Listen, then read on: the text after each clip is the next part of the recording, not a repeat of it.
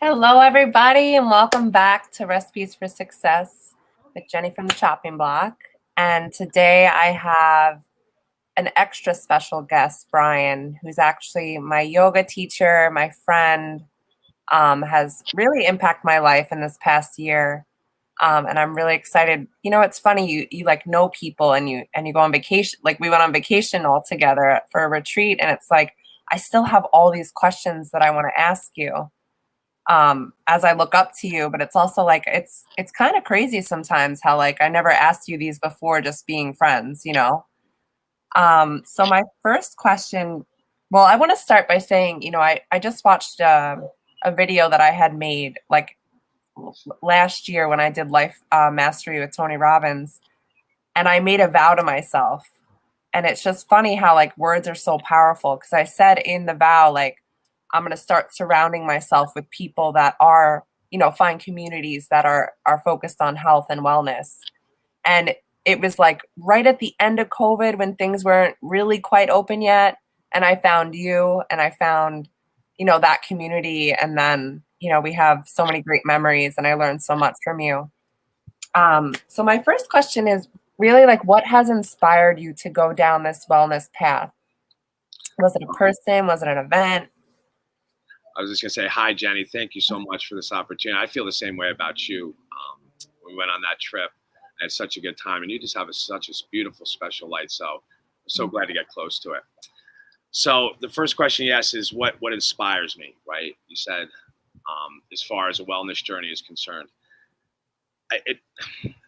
That's a tough question. I think today what inspires me is just to be as happy as I can and as healthy as I can. Now, that's a broad stroke, of course, but it's been a journey for me.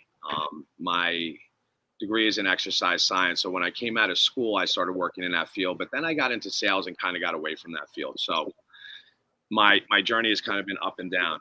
I've always focused on health for the most part, but it's changed. In my 20s, I was just going to the gym a lot, thinking lifting was doing it, having supplements, certain stuff. As I got older into my 30s, 40s, and now I'm into my 50s, I'm saying, how does that change? And it changes by getting more functional for me. So when I was in the gym lifting weights and all this, I felt strong, but I also had lots of pain, like in my back, pain that just wasn't going away, was lingering more. And there was really no reason behind it except for what I was doing. And I discovered yoga probably in my early 30s, mid 30s, somewhere around there, maybe 15, 20 years ago. And I knew yoga, of course, but I never really gave it much credit. And I saw a hot yoga studio, and that kind of piqued my interest because I said, oh, this is physical. I can get into it. I'm not sitting there just going home, which actually intimidated me a lot. But the physicalness was this place that I felt I could get to a peaceful spot with. And once I did that, that kind of opened up a whole new door for me of self-discovery with functional movement, with the way my body reacts with stress, with certain movements that are more functional than mechanistic.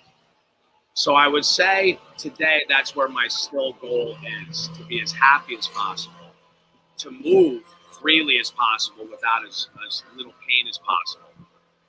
And to accomplish that, I have certain things that I'll do through the day. And that'll change. I get up in the morning and I'll do certain stretches. I'll do certain squats, maybe some sun salutations to open up. Walking is non-negotiable for me and for my clients. I walk every single day. And even if it's only 10 minutes, I'll walk, I'll do this, I'll come back. As I get older, my workouts have changed from longer workouts to what I call more trigger workouts. Maybe 10, 15 minutes here, and 10, 15 minutes there. And that's what I started to work with good with my body. When I work with clients or with patients, obviously each one is individual, will work a little different. However, what I try to do is listen to what they like and gear a program more towards that. So for me, I'm happiest outside. I'm happiest in nature when I'm walking. These make my soul feel good and my heart feel good. So when I do that, I just feel good. I love to feel strong and healthy and look good. So I'll do the other stuff that goes along with it. But it's a very sort of triggered movement. There's not as much structure as there used to be where I'm like, okay, I'm going to go to the gym at 9, whether there's a hurricane, whether there's somebody died. No. I'm able to give myself a little break in between. And it's almost freeing. I never thought I could do that, but I am now, and my body is the benefit of that for sure. I have injuries. I have a torn labrum in my right hip. I have a spondylosis in the back, which is just a degenerative fact. A lot of people have that, but it can cause a lot of pain. And I knew if the path I was going on, even though my body looked good, it didn't feel good. Wow. And I said to myself, there's got to be a way to make them match a little bit more. And that was a journey I've been on for like the last, I would say 10, 15 years. Wow. So what brought you to yoga? Like what lit you up about it? Was there like a certain mentor or someone you had to guide you, or did you just like find your way and follow the breadcrumbs? It's pretty funny. I was working at a gym and I saw a yoga studio across the street. So at the time, I was at the gym, but my back started hurting. And even with my education and the stuff that I kind of knew in my head, I couldn't internalize it. So I got it. This was before even DVDs. I got a VHS tape of like a yoga. Cool. It was a guy called Baron Baptiste, and he has a hot yoga style also. So now that I'm at the gym, I was doing this tape maybe for 6 months. I was at the gym and I saw hot yoga, and I said, "Oh, what is this?" And I'll never forget walking into that studio. There was a guy behind the counter, just had shorts on, no shirt, sweaty profusely. It kind of smelled like Cheetos in the studio, but not in the way. You know? And I was like, I don't know about this. And he walked in very friendly. And the next day I was doing a class, and I kind of knew intuitively that this was it. There was things in my mind. I remember my first class I came out, and the instructor was also the owner, and I asked him, I said, John, I said, this does not seem right in ways. You know, it's like a petri dish almost in here. We're in there sweating, breathing heavy, what's going on? And I'll never forget what he said to me. It was so simple, but I really internalized. He said, you know, Brian, we deal with all this all the time anyway.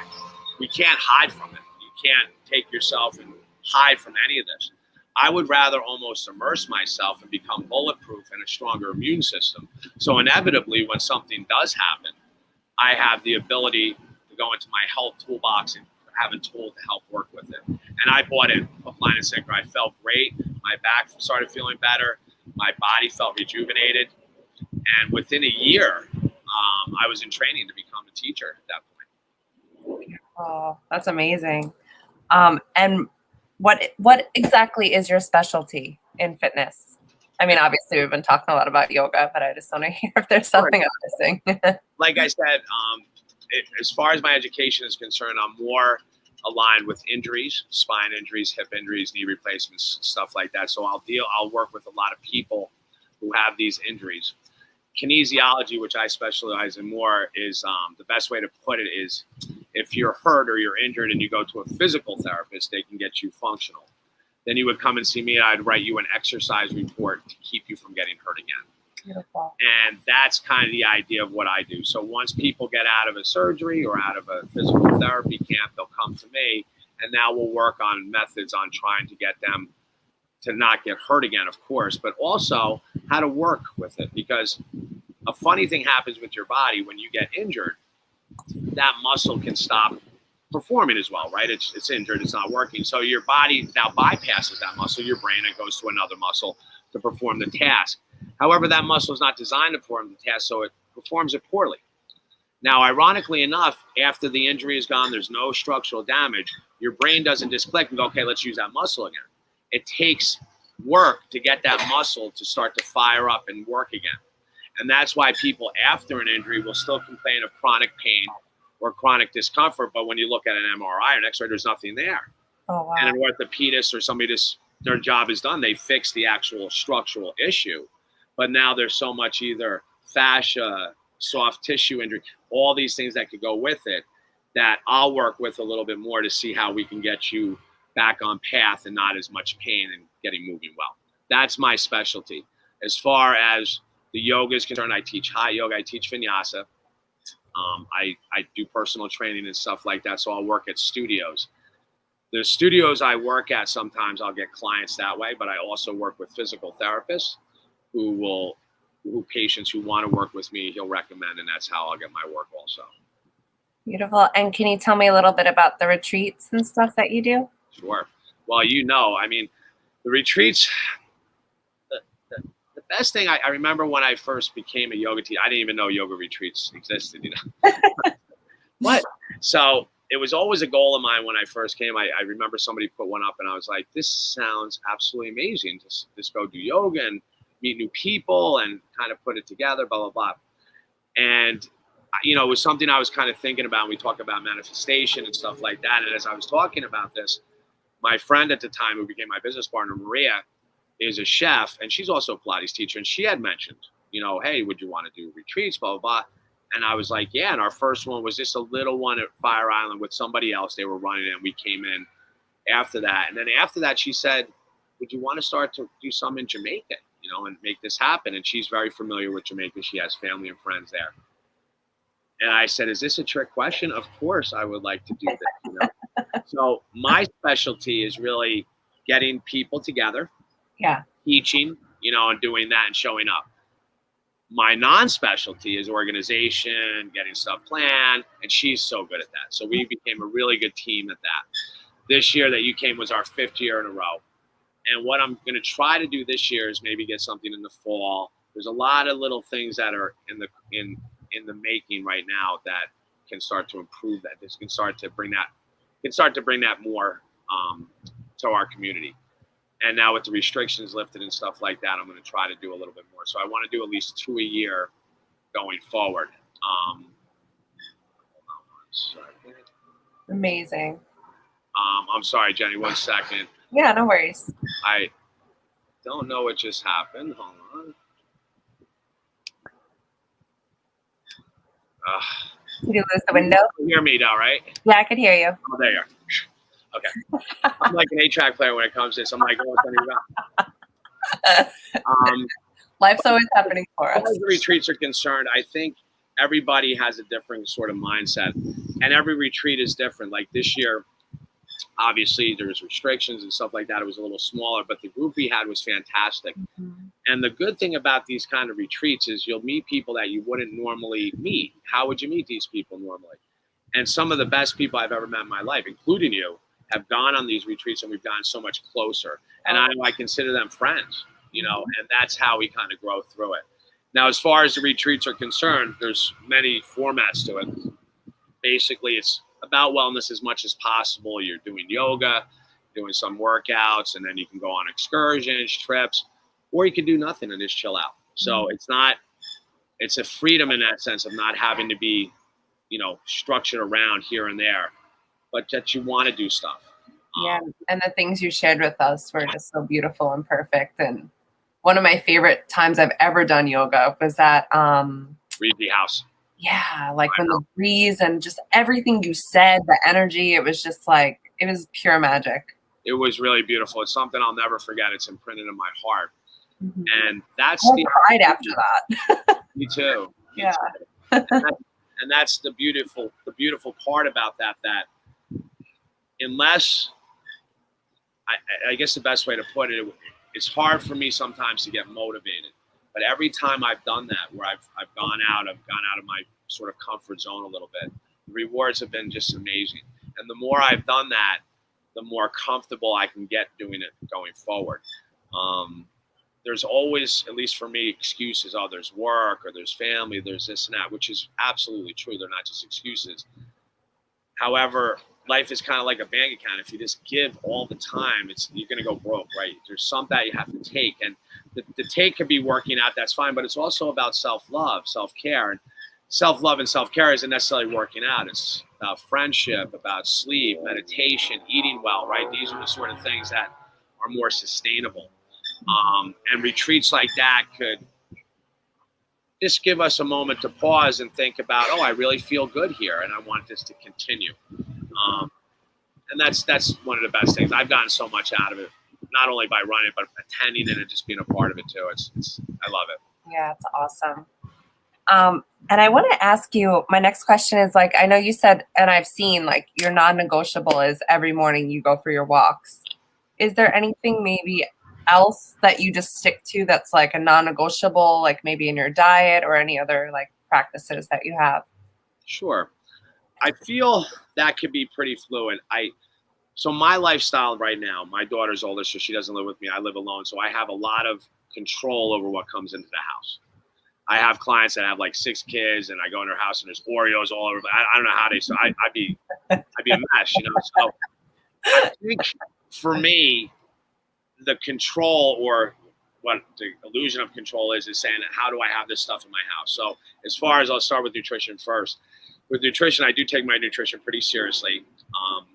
The stuff that I have in my house, I usually make by myself. Like I'll make my own cashew milk, my own granola, my own veggie burgers, stuff like that. Make my own meals for the most part. When I go out, as you know, I have an insatiate sweet tooth. My God, I think I had a full rum raisin every night in Jamaica, you know. So I'll allow myself to have some fun in these areas, you know what I mean? And say if I'm out, I could do this or do that. However, the majority of the days, let's say 300 out of 360, I'm trying to eat as clean, as healthy as possible. And not only for the look of it, of course, that's important, the aesthetics, but it's really a feel, Jenny. It really is. I can overeat, not really gain a pound, but just feel so bloated for that day that it really don't want to do it again. Yeah, was it worth it, right? And that's what I'll have to ask myself sometimes. It doesn't always work, but it's the end result of saying, if I overeat too much, does the end result make it worth it? So that's where I'll kind of think with that. That's my nutritional gig. So to summarize, I'll keep really clean stuff in the house. And then when I go out, I'll allow myself to have maybe a little ice cream or something that I normally wouldn't have. I'm not a vegetarian. However, I eat a primarily plant-based diet, about 80%. And that's a choice. If I tell people to try to listen to their body as much as possible. Yeah. Mm-hmm. We were talking before, I think there's so many people out here who tell us how to feel that it's very hard to know how to feel. So, for example, if you're told that spinach is just great for you, which it is, but you eat spinach and you have a reaction to the folic acid level or the iron, you're almost made to feel guilty that you can't eat spinach, and that's just not right, right? So there has to be an area around that says, even if this food is quote unquote not the best or the healthiest for me, I'll still have some bit, but maybe I won't overeat as much. Maybe I'll just have a spoon or whatever the case is of that. Like mine is ice cream and peanut butter. Okay, these are my 2 favorite things in the world, right? So if I bring a jar of peanut butter in the house, it's dangerous because I will literally eat the whole jar. And I just found a fun fact. It takes like 600 peanuts to make 1 jar of peanut butter. So I'm like, oh my God, I need a lot of peanuts. And the ice cream, the same thing, I won't bring in the house. But if I'm out and there's a peanut butter treat or something, okay, then maybe I'll do that. So that's kind of the summarization of it. As far as my physical activity, like I said, every morning I'll wake up, I'll do a light stretch, I'll make my tea, I'll do a little breathing practice, I'll do a light stretch. If I have to leave at 8 o'clock in the morning, or I have to leave my house at 8 o'clock in the morning, I'm usually up about 6. So I'll usually give myself about 90 minutes, 2 hours. Morning routine. Me personally, not everybody is like that. I've walk right out. But for me, I need that time to kind of unwind, prepare my day, just mentally get into a groove for that. And during that time, I can go for a little walk if I have more time. Like today, my first class was until 10, so I was up pretty early. I was able to take a longer walk and do all that stuff. From there, I'll usually go to work, perform. And in my job, I'm lucky in that sense. A lot of times I'm doing a yoga with you, or if I'm tracked, I'm doing these. So by the time my job's over, I've already done maybe 100 push-ups in the day or something. So I try to work with people. I'll have usually some time in the afternoon when people are working, and that'll be my lunch, maybe another little walk, breathing, maybe just a nap. Depends how I feel. If I nap, I try not to go over 20 minutes. I'll actually set an alarm because I'll feel a little worse after that. Then I'll go back to work usually. And where the trouble comes for me, usually nutrition-wise, is when I get home. So I'll get home, and depending on the time, it could be 8, 9, 9:30, usually the latest, and I'll eat something. And depending on my mindset, it might not be enough. It might be, and this is where the real discipline of it comes into effect, right? And I remember a friend of mine said, life is all about suffering, but it's the decisions, right? Of saying, if I order a piece of cake, right, and I eat the cake, oh, that's good, right? Now I want another piece of cake. Okay. I'm going to be suffering either way, because if I don't order the cake, I'm going to be like, damn, I wanted that cake. Now, if I do order the cake, I'm going to be like suffering with that, right? What's the outcome of that decision, right? So I'm either living in the discipline of my decisions or the discipline of the actions, right? And that's really where you kind of look at it. So some nights are better than others. Last night was great. I had some food, went right to bed. I was like, man, that's fantastic. I noticed the one thing that I was doing during COVID was I was falling asleep in my living room more than I normally did in front of the TV. I don't have a TV in my bedroom. The bedroom's for sleep. I want that to be my mindset. And it really affected my sleep pattern. You know, I couldn't get into a deeper sleep, this and that. And I stuck with that for a couple months, even though I would tell myself, no, I'm not going to do this. I would end up falling asleep, coming back, falling asleep. So now now that the structure's kind of back, I'm on a better routine as far as that's concerned, with the night eating and going to bed. And usually I'll try to be in bed by like 10, 10:30, 11. Usually I'm just so tired by that time, I'll be in bed. And that's kind of a typical day. The weekends are a little less hectic. I try to give some time. I teach a lot of outside yoga on the weekends, but not as many clients. I try to give myself a little bit of break, and then do some other stuff here and there. Okay, so my food brain is just like stuck on the veggie burgers. What do you put in your veggie burgers? It depends. Usually black beans. Black beans or quinoa are the best to work with. So, depending on what you feel about protein, I'm sure you know this. There's proteins and then there's incomplete proteins, right? So, like you'll have animal fats, soy, quinoa have what we call complete proteins, which means all 9 essential amino acids are in that makeup. Incredible. So black beans, instead of having 9, have 7 of those amino acids. But if you add the rice, that's the other 2.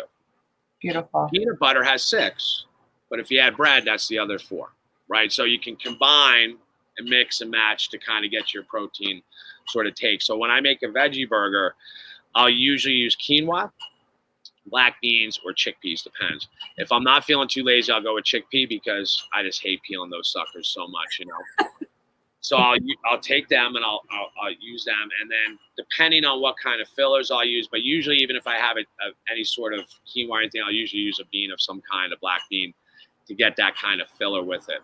And then from there, you could add anything you want. You could go with nutritional yeast. You can go, if you want a cheesier, you can go add cauliflower. You could add, anything you want. I'll take a NutriBullet or a food processor, mix that up. The biggest problem that you'll have is consistency, is how it stays together, right? It'll usually fall apart on you. And the reason that commercial veggie burgers and stuff don't is the fillers in them, right? Of saying the oils or the gargum or locust bean, whatever it is, to keep it together. Believe it or not, you could throw a date in with one of these. I know it's so crazy. You won't even taste the sweetness of the date, but it'll really hold it more together and not fall apart as much. I don't mind it falling apart because it's just, in any way, what do I care? But as far as the consistency of it, that's what you want. Then I'll make patties, and I'll usually bake them instead of fry them. I'll put them in the oven, bake them, get them to a certain temperature, because I usually make maybe 4 or 5, because that's how many are in a thing. And I'll save the rest. I'll usually put them in like a Pyrex or something like that individually, or you could wrap them. And then you could either put them on the frying pan. That's fine too, or you could put it right back in the oven. Amazing. But it's a labor of love, even with the granola. With the reason I started making cashew milk, I was just tired of peeling almonds. I was like, let me go to cashews for a while. I like the way cashew tastes better. It's so good. It's so delicious. It really is. And the same thing, very simple. For me, I soak the cashews, 2 dates, cinnamon, and that's it. Now people can add agave, vanilla extract, anything like that, but I usually only have it on my granola. So when I make my granola, it's the granola, then coconut oil, honey, sea salt, brown sugar, and that's it. So with the milk on top of it, it's sweet enough as far as that's concerned. And the reason I started doing that, Jenny, is the same thing. First of all, granola is outrageously expensive. And the better quality is, you get a thing like this for $12. I'll eat the whole thing in one setting, for $12. So I'm like, is there a better way to maybe do this? And I've gotten really, I'm going to bring you some. It smells like a little Toll House, Keebler Elf House in my place. It's fantastic. It really is. Sugar all over it. It's great. That's awesome. And Brian, do you have a favorite exercise? Favorite exercise? It's a good question. Well, if I were to pull-ups came to my mind immediately. Wow, really? Usually, Jeez. what you'll see is I love to climb. I've always loved to climb. It's my favorite thing. And the taller you are, the longer you are, the easier it is for you to be able to pull. People who are shorter, more compact, like pushing, right? Like push-ups, stuff like that. So my favorite exercise by far is pull-ups because I'm good at it. And if I go to a gym, that's where I'll usually go and do something like that first. But now as I started to move more along around with stuff, I'm actually getting more into push-ups and stuff. But it's mostly, if you say exercise, I'm primarily any body weight exercise. I'm a big body weight guy. Two reasons, especially with clients. If your form is bad to begin with, why would I add weight and make it worse, right? This is a very, very fundamental question, right? Mm-hmm. And most of us have a bad movement pattern. And it's not our fault. It's hard to see the picture when you're part of the frame. How would you know, right? It's just the way you move. So when you have an outside perspective, I don't like to overcoach. I like to put people in a position to fix themselves. So let's, for example, somebody has bad balance, right? We all have bad balance. It's just the way it is. So instead of going, hey, you suck, you have bad balance, blah, blah, blah, I'll just go, let's go over to our balance beam. And I put people on a balance beam and I'll have them walk. And now inevitably, I'll watch how their foot starts to stabilize on the beam and their ankle starts to get more mobile and they're able to stabilize. I wouldn't be able to talk them into that. Yeah. There's just no language to say, hey, blah, blah, blah, blah, blah. You have to feel it. And I'll use that balance beam. Now, once they get to good there, if they want to improve, I'll be like, okay, let's walk backwards on the beam.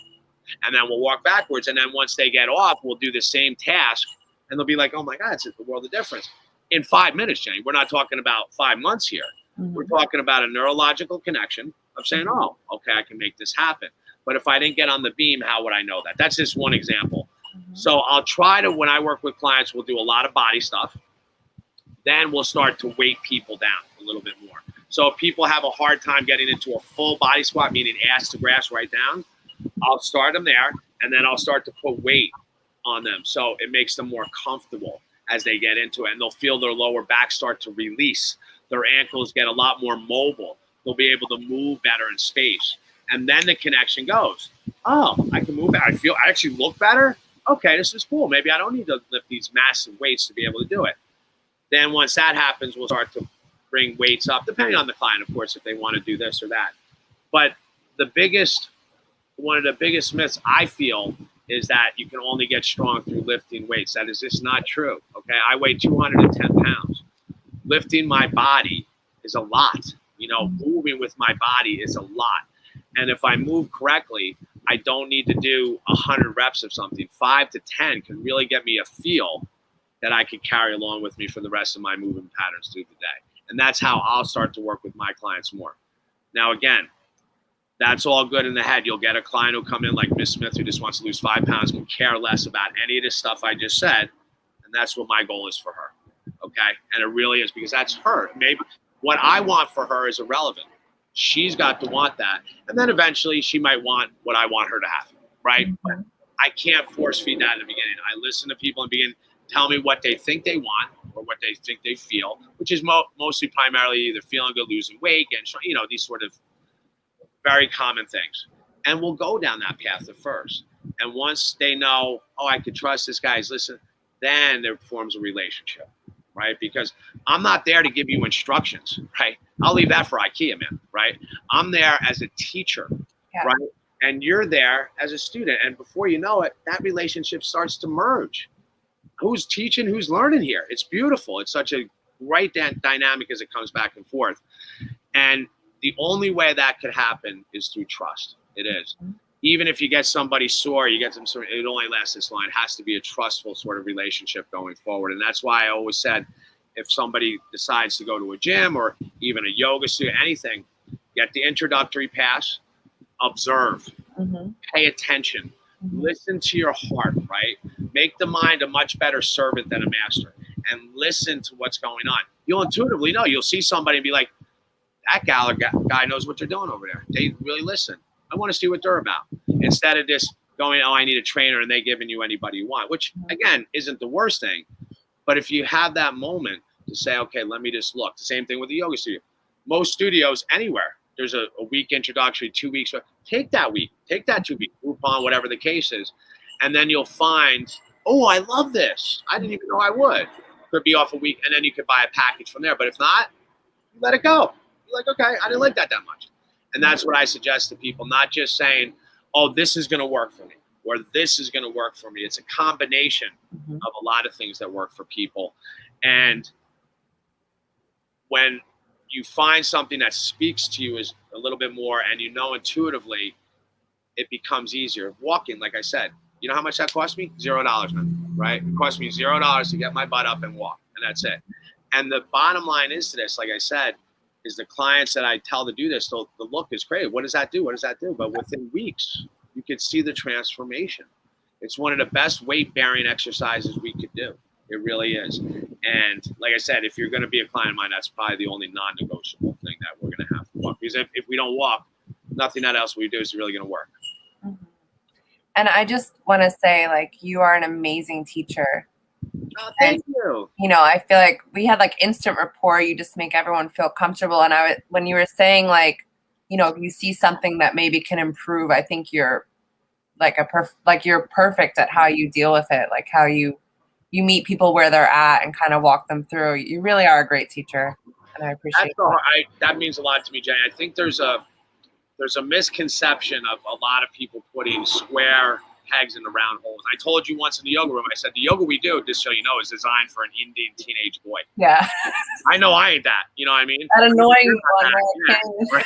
So why now do I want to get myself into a position of an Indian, you know, it doesn't even make sense, right? Now, I know this intellectually, but my ego says, no, I want to do that picture, man. I want to be in that.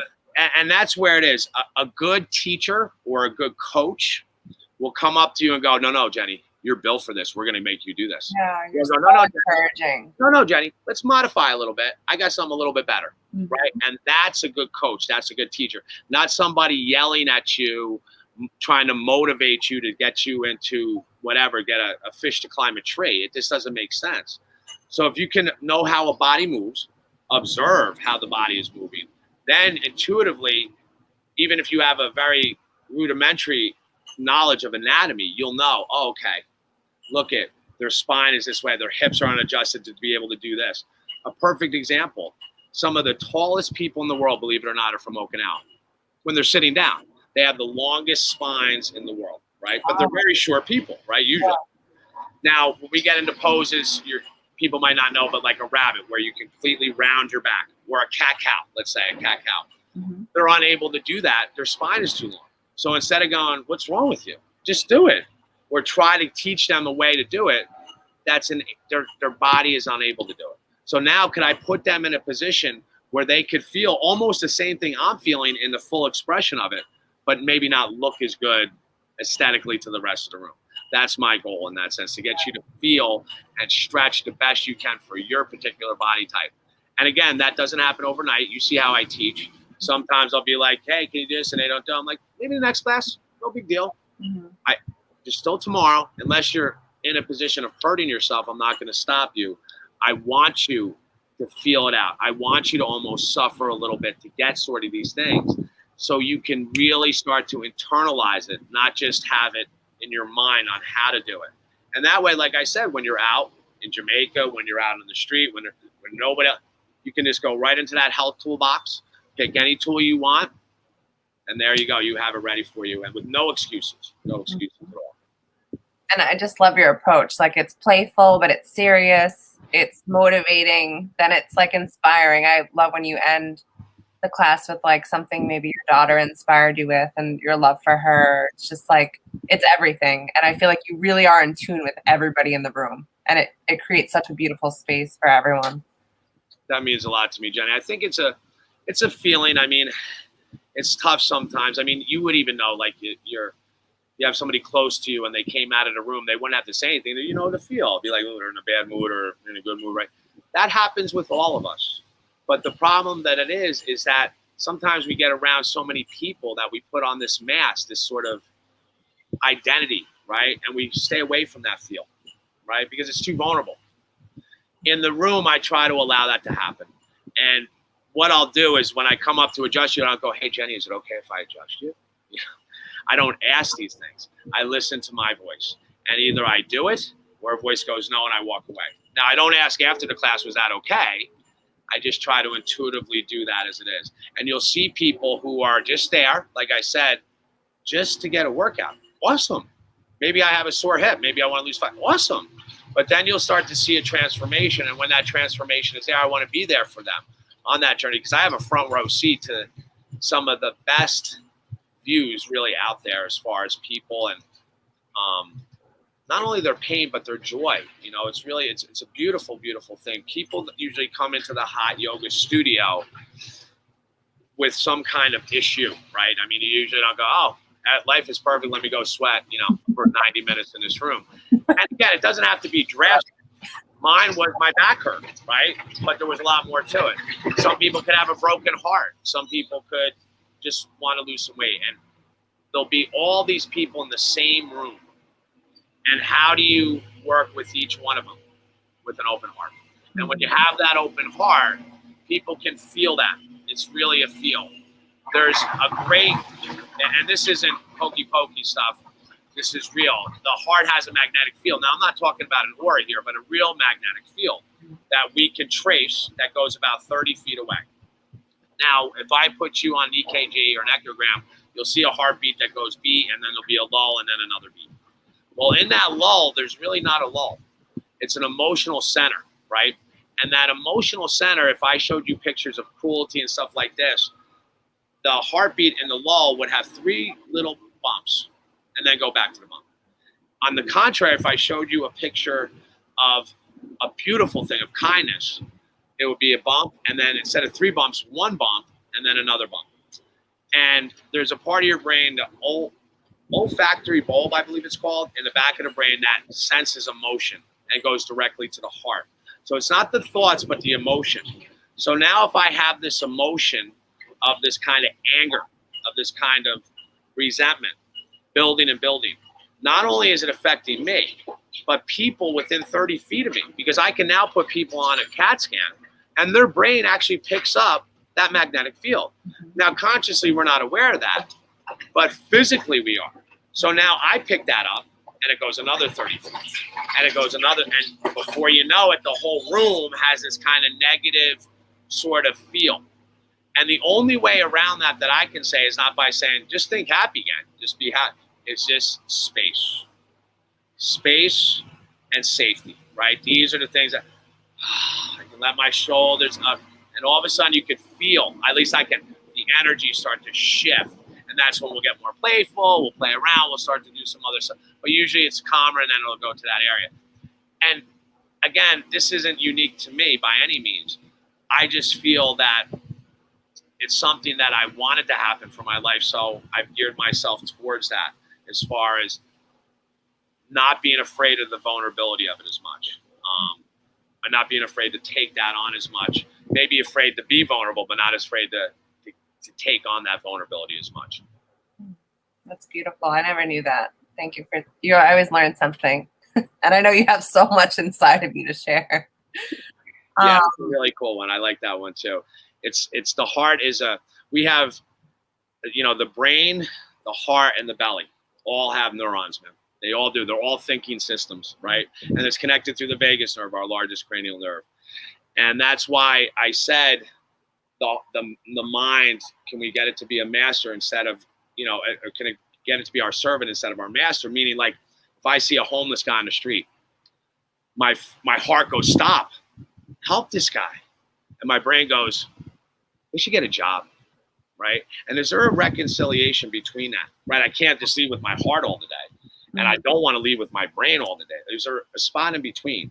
And that's what we talked about, the voice. If I go by a homeless guy, I listen to give or not give. And I try not to overthink. Because if it says not give, maybe it's a karma that they have to work out, right? Maybe it's something that they're doing that I'm disrupting, right? There's this great story real quick. There's this great Indian princess and she's riding down the street. And there's this naked guru on the side of the street and it's pouring rain. So she feels so bad, she stops her procession and she tells her attendant, she goes, go give that guru a blanket. So the attendant comes out and puts a blanket right on the Maharaja, the guru, and goes, here's a blanket, and they head on their way. So hours later, they're done and they're coming back. It's still pouring rain, and they pass the same spot. And there's the guru without the blanket. He's naked again. So she stops and she goes, "Lieutenant, please find out where the guru's blanket went." So he runs out and he goes, "Maharaji, we gave you a blanket. Where's the blanket?" And he turns and he goes, "It wasn't my job to watch your blanket. You wanted to give me the blanket. I didn't need the blanket." And that's where it becomes very tough to say, am I doing this to feel good? Yeah. Or am I doing this to actually help somebody? Mm-hmm. Very, very tricky. And that's where it is. And that's what you have to, it's not a thinking system. Yeah. It's a heart system. It's a hand on the heart. Yeah. And again, the harder you get, the more you work with it. It won't always be so clear, but you'll start to feel a little bit more. At least I did. And Brian, what's some of the best advice you ever heard or given that you could think of off the top of your head? Obstacles are not in the way. Obstacles are the way. Ooh. That's probably one of the best advices I've ever heard, because I'm constantly put in front of certain things that I feel were either placed there as a spiritual teacher or just to mess with me in some way. And the more I can stop fighting against this system, this meta system that we're in, is the better. I remember one of my favorite Buddhist teachers told me, he goes, Brian, when a river gets enlightened, it's still a river. It's just a more peaceful river. And that's what it is. A lot of times I think we try to run from our humanness and try to get all spiritual. And what we forget is that it's a gift to be human. It's a gift to have these crazy thoughts, to cry, to laugh, fear, to run. All these things are gifts. I just tend to look at and label them, this is good and this is bad, right? And when I constantly remind myself that obstacles are not in the way, but they are the way. They really are the way to where I want to be. Where do I want to be? My life goal is happiness. That's what my life goal is. Now, I can't go to my landlord this month and go, "Hey, I can't pay rent because I'm just too busy trying to be happy." Right? There has to be something between. But does that take away from my happiness too much? That's a personal journey for everybody. But I know a lot of people, including me, have felt that stuff is not fair, or it is fair, or today's a great day. Why can't they all be like this? And today's a horrible day. I wish it would go away. They're all there for a reason, right? If I always had a sweet grapes, would I even appreciate them anymore? I need to have a sour one once in a while so I know I'm so grateful for this. Oh, yeah. And that gets better and it goes, but that's probably some of the best advice I've ever gotten, as far as the simpleness of it and just to get through this craziness of life and the pain that it can be. Mm-hmm. And Brian, I just want to ask you where we could find you, if your classes are open for anyone in the area, and what. Sure. I primarily teach in Roslyn, New York, at a studio called Bikram Yoga Roslyn, and I teach there during the week. If you went to their website, you could see who teaches there. I also teach in Long Beach, New York, on Wednesdays, and that's a lot of fun. And next weekend coming up, we're starting the beach class, which I can't wait to get you to. So on July 3rd and every Saturday after that at noon, we're starting outdoor yoga on Lincoln Avenue in Long Beach. And then volleyball after that, some surf lessons, and it's all donation-based. Sundays, I teach in Locust Valley at an outside location also. I am on Facebook, but I'm really not too big on social media. I mean, I don't know it's about an hour even to get to where I am right now with this. It's so bad. So I love it. Social media and my technology skills are a little lacking. You're doing great. If anybody wants to know more about the yoga, or they have an injury that they just don't feel is getting better for some reason and they're not sure why, please reach out any way you can. Facebook, they can contact you, contact me. Any information I can give them, I'll be more than happy to do that with. And especially for the first evaluation, I do enjoy helping people. I really do. I feel it's obvious that I think at first, like anything else, my life goal was to make money. It really was. And once I made some money and was even more unhappy, I realized, wait, maybe there's more, right? And maybe there's more. And as you start doing that, I think the older you get, you start to really nurture your true self and not run away from it as much. And I don't know if I just felt that maybe I was being taken advantage of, or I was giving instead of receiving, or just selfish, who knows. But I wasn't comfortable earlier in my life with doing that. I was more comfortable with everything about me. So I thought. But as I wasn't getting happier, I knew what's wrong here. And that's when I started maybe doing different things just to kind of feel if there was something different out there. That's probably the best way I could put it, that when I see somebody who kind of gets it for a moment, like something so simple. So we have a posture, bow pose when you're on the floor, right? And you have to grab both legs from behind. Now, for you, it's probably very simple, but there's a large majority of people that's very difficult. So a gentleman's been coming to my class for about 2 months consistently, and I help him every time. And yesterday he got both feet. And I jumped up, I literally jumped up. I couldn't believe it, man. I ran right over to him. He's like, I don't want to let go. Once you get there, it's like you go into the stars. It's like, where am I? But that alone, that made it worth the price of admission for me to see his face. Oh, and yeah. That's where the difference of happiness and joy is. I just saw pure joy on his face. There wasn't any other thought of how long will this last. Just the joy, right? And that's such a spark for me. And for me, I see that I get a front row seat to that quite a bit. So that I really enjoy. Yeah. And then I get to meet people like you too. Where else would I meet you? Yeah. Well, I think maybe we met in a past life because you have such a big impact on my life. I agree. Same here. I think so too. All right. Well, I thank everyone for watching, Brian. I thank you for your time, your knowledge, your wisdom. Thank you, Jenny, and thank you so much for doing this. You're a real inspiration to me. You really are. You walk the walk, which is very, I don't want to say rare, but a lot of people will do stuff. You're real, and that's real. It's not like you're, spiritual all the time. No, it's real. Sometimes you have harder days. Sometimes you have good days, but we'll get through them together. And when you have somebody like you, I know this is for me, but I'm sure it's for a lot of people. It's a comfort. It really is. I know that I have you a phone call away if something is just baffling to me, too overwhelming. And not that you'll have the answer, but you'll really listen to me, man. And that means a lot to me. I love you so much. I love you more. Thank you. Thank you, Jenny. For watching. I'll see you guys real soon. Brian, I'm going to see you soon, too. I can't wait. Bye, Jenny. I'll see you soon. Bye.